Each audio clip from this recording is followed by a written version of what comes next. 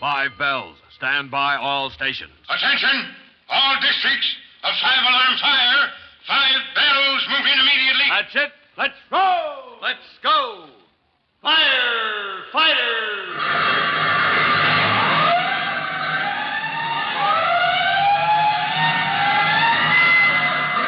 Presenting Firefighters, the true-to-life story of our unsung heroes who stand ready to ride by day or night against our most murderous enemy, the Demon of Fire.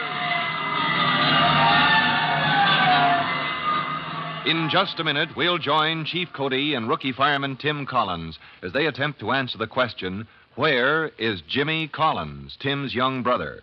By now, they're sure he's in the hands of a gang of boys who've been turning in false alarms in order to rob the men's locker room in the firehouses after the trucks had pulled out. 5 of these boys were picked up in action late this afternoon on a lead supplied the police and fire departments by Jimmy and his junior firefighters. So far, they haven't told where Jimmy is. More important, they don't even know the trouble Jimmy is in right now. But you will right after the following message.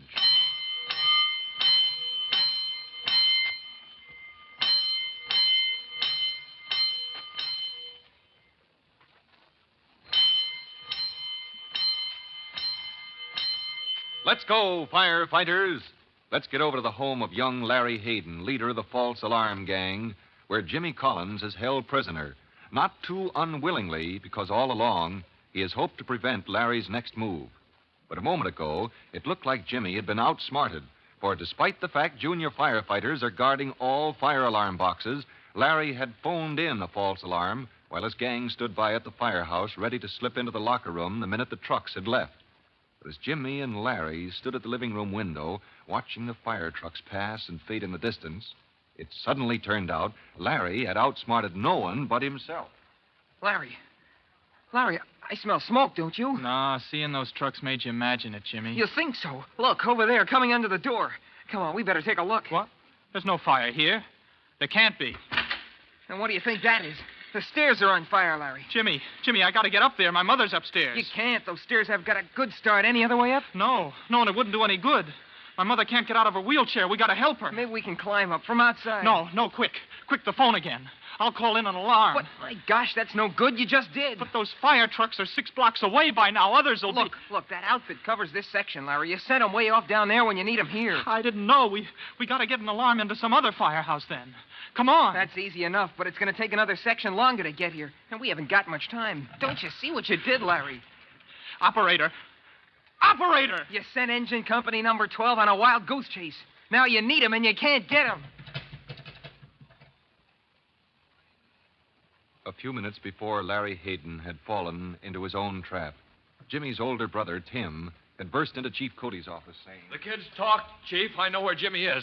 I told you you'd catch more flies with honey than with vinegar, Tim. Yes, sir. Well, I've got the address right here. It's on Maple Avenue.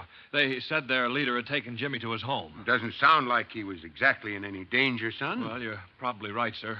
From what they said, I gather he's the least tough kid in the lot. He runs the gang because he's smarter than the rest. Yeah, a little too smart, if you ask me. Well, they're not bad youngsters, Chief Cody. I take back what I said about them. Somehow they just got on the wrong path. Oh, an interest in fire equipment is natural enough. They joined the junior firefighters. They'd have known false alarms are mighty dangerous business. Yes, sir. Well, when I showed them around the firehouse, they forgot all about Detective McGurk and his questions. After a while, they decided to help us rather than fight us? That's it, sir. Good. Shall I go over with Detective McGurk to get Jimmy and pick this other kid up? Drive over with me, Tim. I'd kind of like to be in on the finish. Yes, sir. Wait a minute.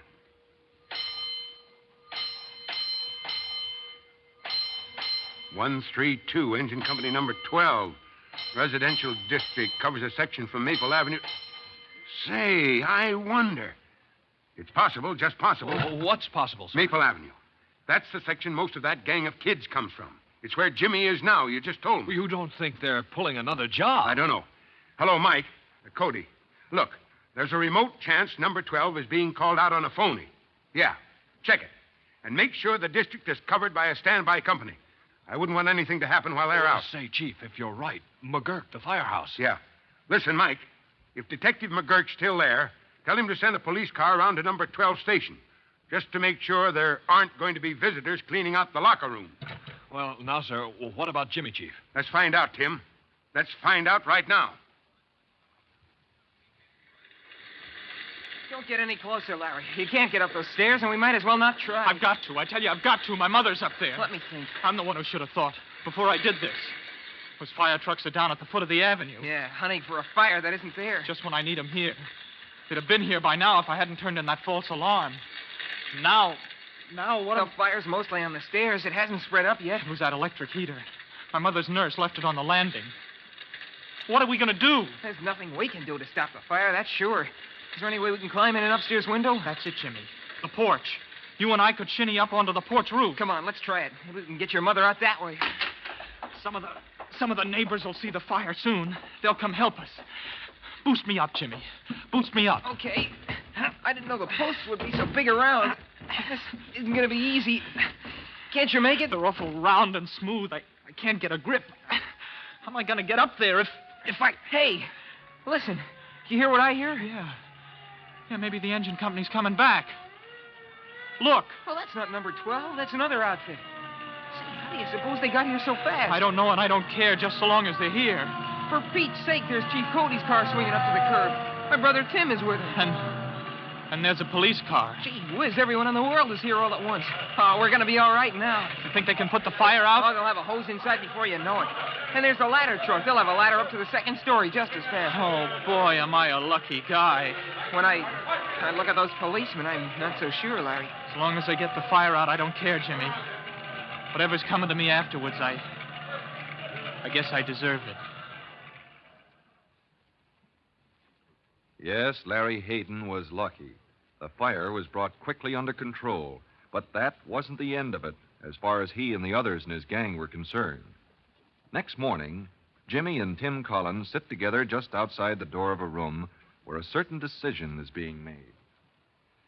Tim, what do you suppose is going on in the judge's mind right now? Oh, that's hard to say, Jimmy. But since he called them all into his chambers for a talk, it's a good sign. Gee, I hope so. You know, when you were thrown off the truck that day, when the gang turned in that other false alarm, I thought I'd hate the guy who was responsible. Don't you? No, I feel kind of sorry for Larry. He hasn't got any friends. Well, not really. He tried to make those other kids like him by showing off, proving how smart he was. I'm glad you understand that, Jimmy. Boy, did he know a lot about how a fire department works.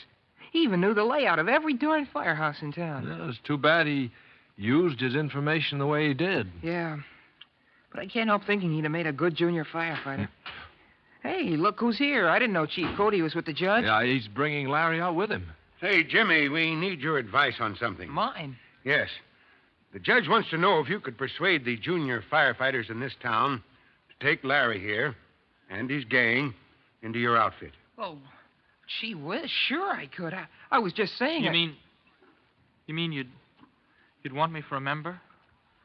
After what I did to you? Oh, gosh, you hurt yourself. You didn't hurt me. I guess you're right. I'll remember last night for an awful long time. You see, Tim, the judge figures the same as we did last night when you took the gang into the firehouse, showed them how we work. Somewhere he got the notion that if these boys were turned over to the fire department for a while, they'd get all of this out of their systems in a constructive way. Well, fine. I'll be glad to do my part.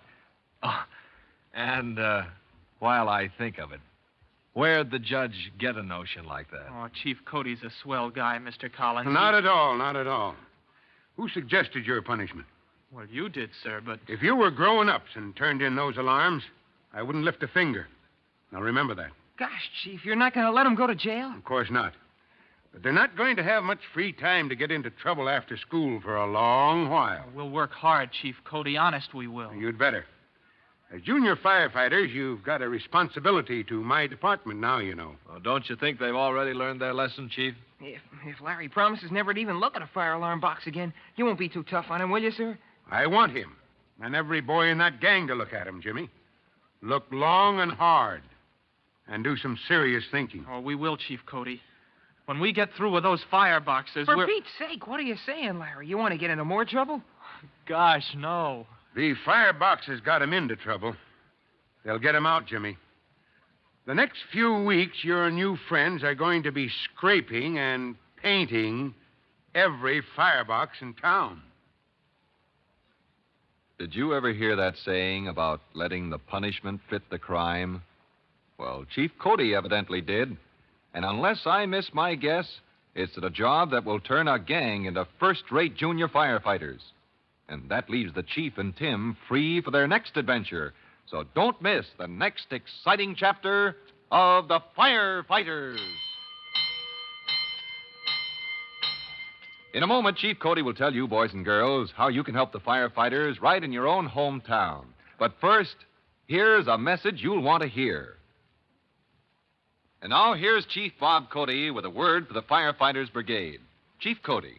Hello, boys and girls. Do you remember what it was that set off the fire in Larry Hayden's house? That's right.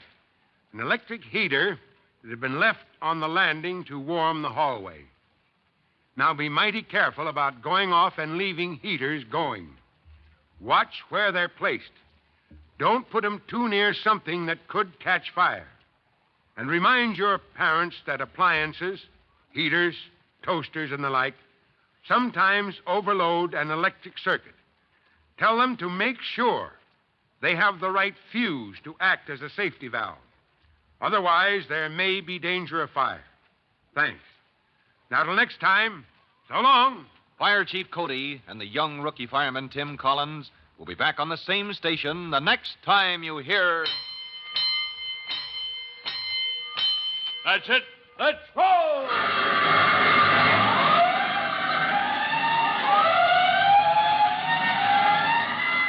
Let's go! Firefighters! Firefighters is a copyrighted feature of William F. Holland Productions.